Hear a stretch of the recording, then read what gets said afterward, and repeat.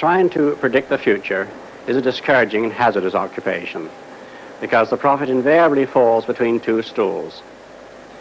If his predictions sound at all reasonable, you can be quite sure that in 20 or at most 50 years, the progress of science and technology has made him seem ridiculously conservative.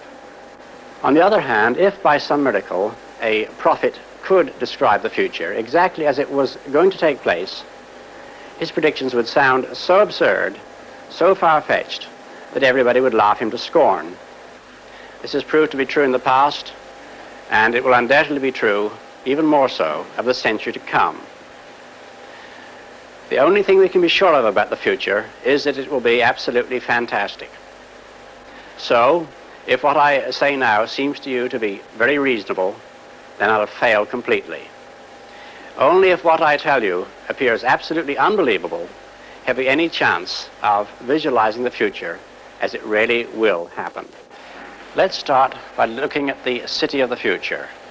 Some people think that it will be like this. And they're quite right. In fact, everything you see now already exists. All the materials, all the ideas, these things can be put into practice immediately.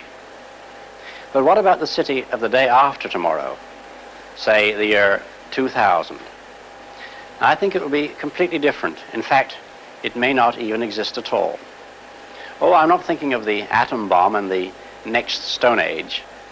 I'm thinking of the incredible breakthrough which has been made possible by developments in communications, particularly the transistor and, above all, the communications satellite. These things will make possible a world in which we can be in instant contact with each other, wherever we may be, where we can contact our friends anywhere on Earth, even if we don't know their actual physical location. It will be possible in that age, perhaps only 50 years from now, for a man to conduct his business from Tahiti or Bali just as well as he could from London. In fact, if it proves worthwhile, almost any executive skill, any administrative skill, even any physical skill, could be made independent of distance. I am perfectly serious when I suggest that one day we may have brain surgeons in Edinburgh operating on patients in New Zealand.